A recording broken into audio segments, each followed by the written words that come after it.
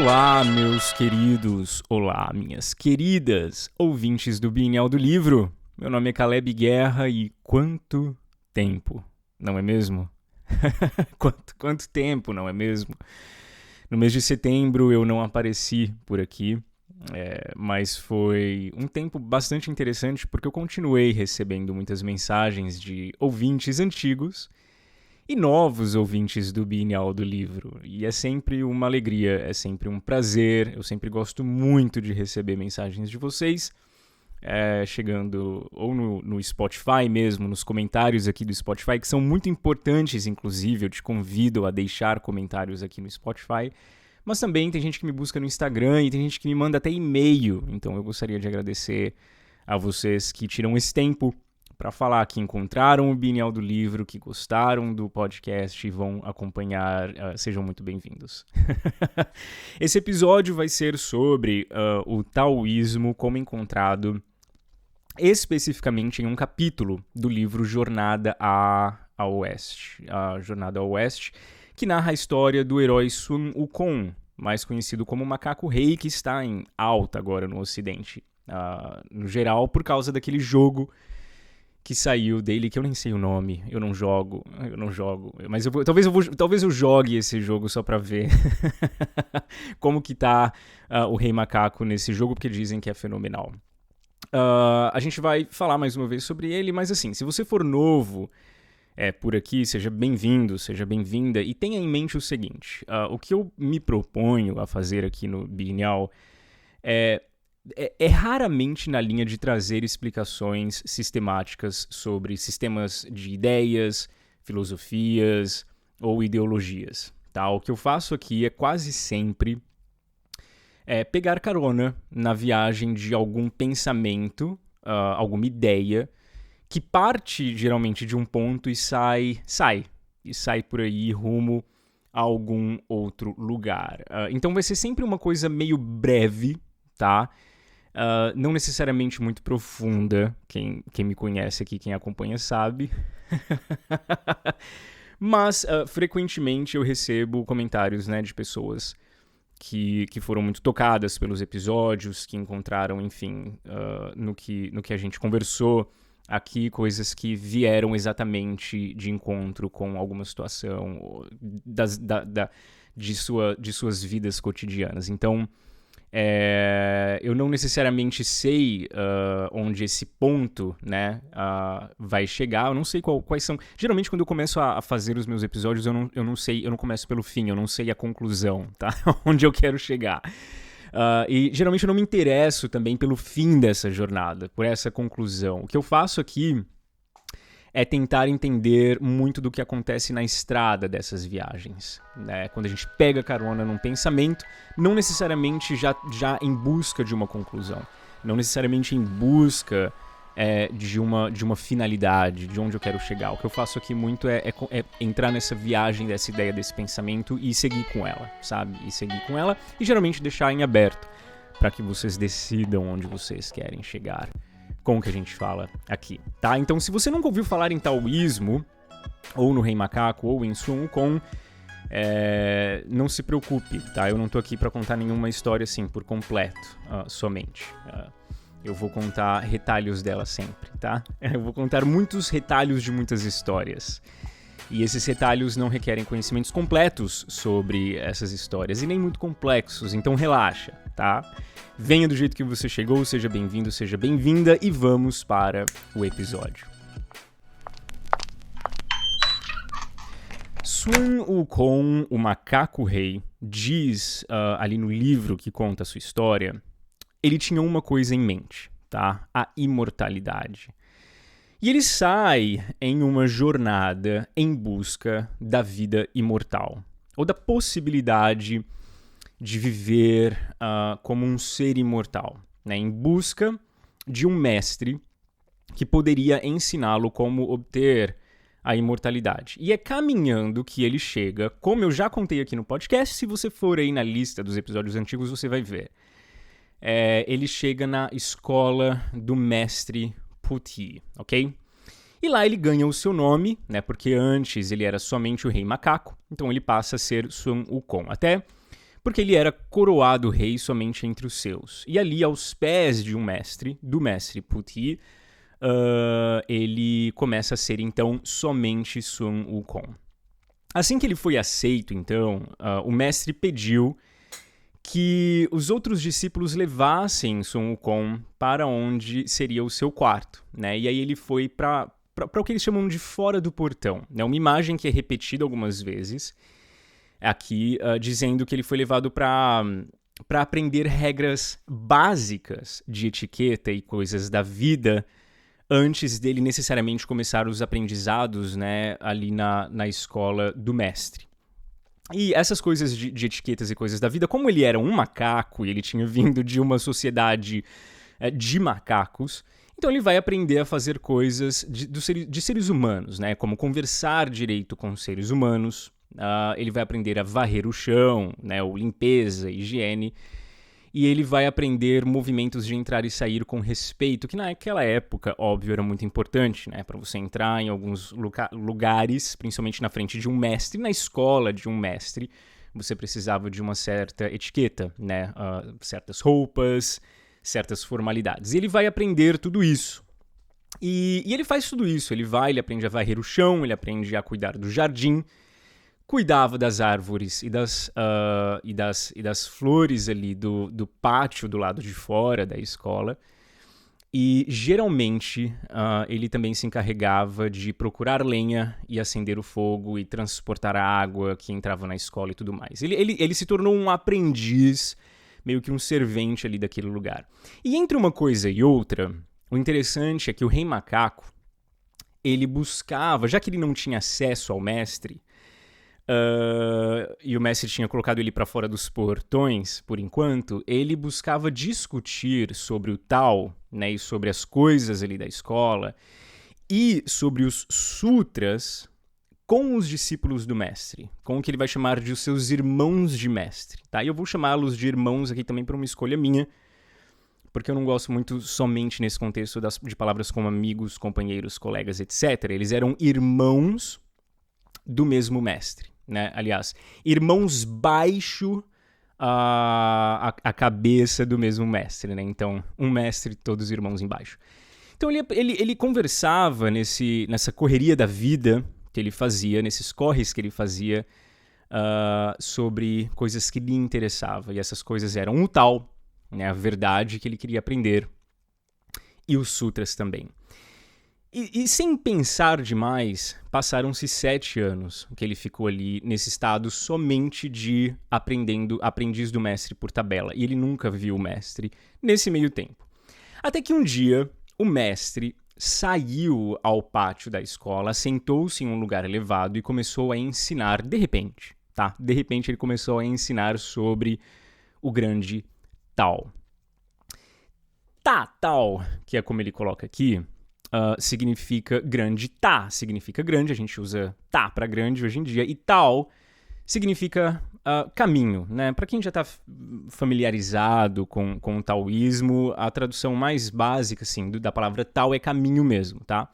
Então, inclusive, hoje em dia aqui na China, para quem não sabe, eu moro na China, a gente usa a palavra Tao para avenida, tá? É uma via larga ou uma via principal, tá? Então é sobre isso que ele está ensinando ali quando ele sai das portas da escola. Ele está ensinando sobre o Tao, sobre a via principal, sobre o caminho, sobre o grande Tao.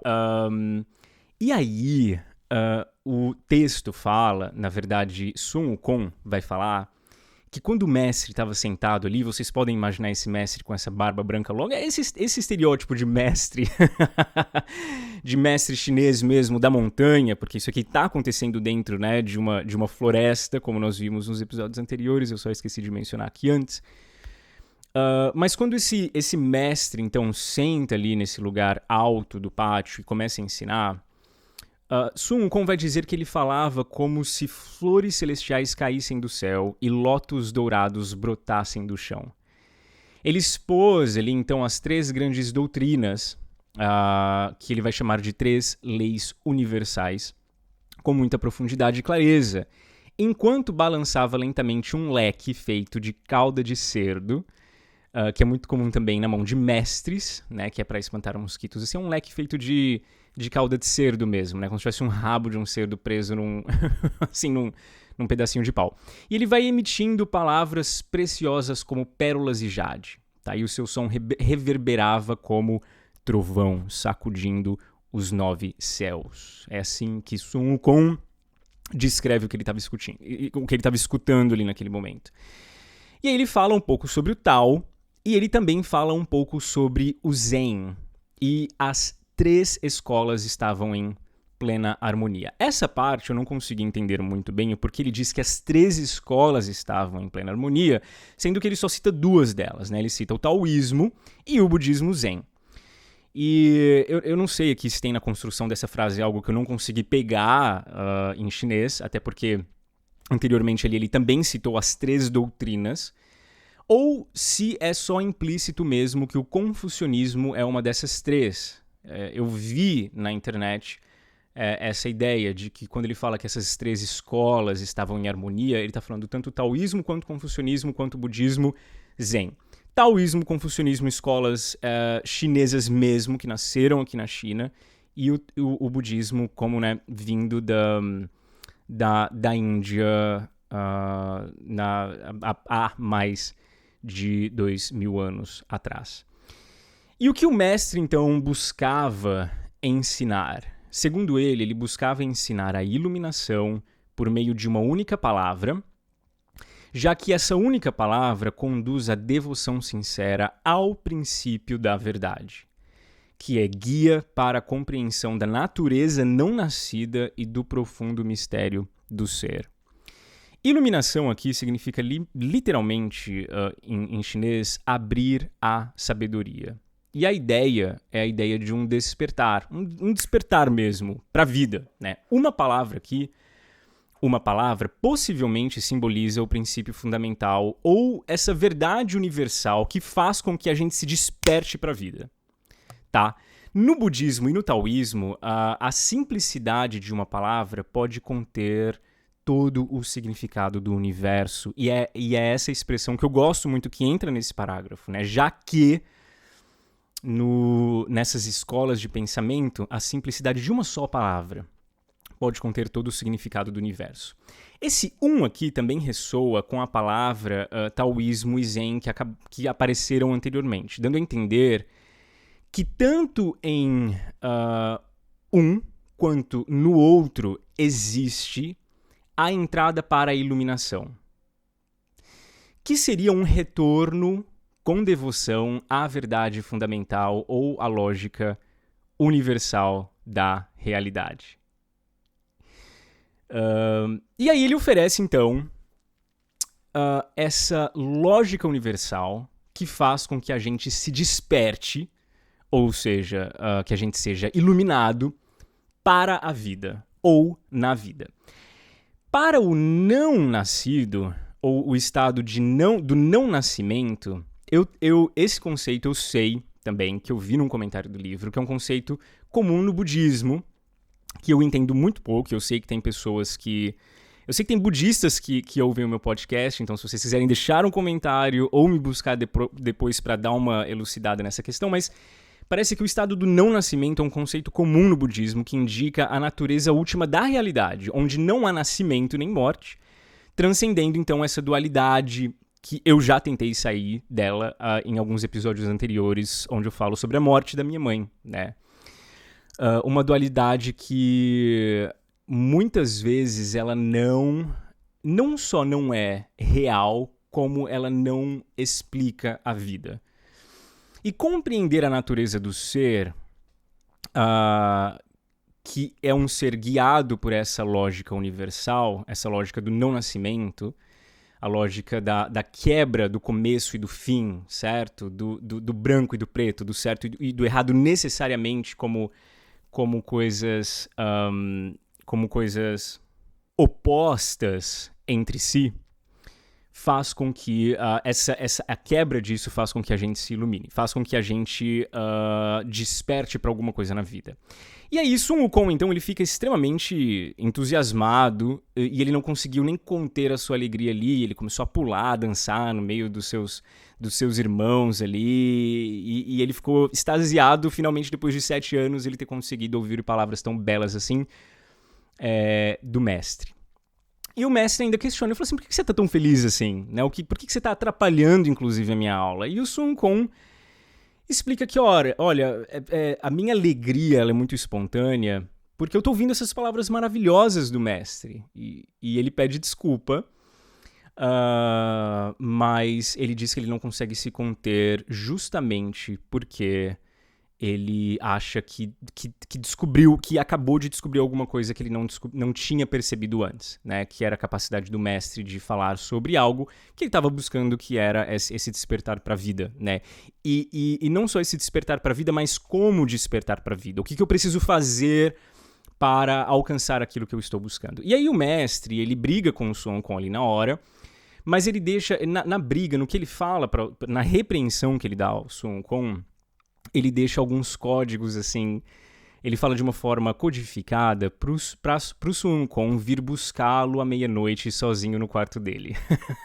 Então, tem esse jogo de palavras, assim, ele briga com o Sun Wukong, ele bate na cabeça dele, assim, e todos os outros discípulos brigam com ele, porque o mestre vai embora, meio chateado, e eles falam, pô, você fez o mestre ficar tão bravo que ele parou de ensinar a gente, mas o Sun Wukong entendeu que o mestre tinha codificado assim, uma mensagem no meio da briga e das batidas, do número das batidas do cajado na cabeça dele, falando para ele ir no seu quarto à noite, no quarto do mestre, sozinho, pro mestre falar para ele, né, e ensiná-lo pessoalmente, individualmente, sobre o que ele queria aprender. E aqui, quando ele chega lá, no quarto do mestre, sozinho à meia-noite, começa uma conversa muito interessante. E ele diz o seguinte: para além da porta do tal, da grande porta do tal, do caminho, há 360 caminhos laterais. E todos eles têm frutos verdadeiros. Ou ele diz que tem um fruto verdadeiro a ser encontrado a partir de vários caminhos laterais, ou ele diz que em tantos caminhos laterais, em tantas portas laterais, você vai encontrar em cada uma delas um fruto verdadeiro que também te leva ao grande tal. E por que o mestre aqui está dizendo isso? Ele quer perguntar para o Sun Wukong o que ele deseja aprender, ou por onde ele deseja começar. Então o mestre se disponibiliza, né, e fala, olha, tudo bem, então se existem tantos caminhos assim, por onde você deseja começar? E é como se ele estivesse dizendo o seguinte para Sun Wukong: o tal não é tudo para todos o tempo todo, tá? Ou o tal todo não é tudo para todo mundo. Eu sei que a gente gosta de entender o centro de todas as questões, né? O cerne de todas as coisas. E a busca, a gente é viciado nisso. A busca pela verdade suprema, pelo valor universal. E geralmente, às vezes, essa busca pelo cerne da questão acaba frustrando a gente quando a gente percebe que a gente não está chegando lá. Quando a gente percebe que a gente não está muito mais perto do centro da verdade do que a gente estava, quando a gente começou a pensar que poderia, sei lá, existir um tal de centro da verdade.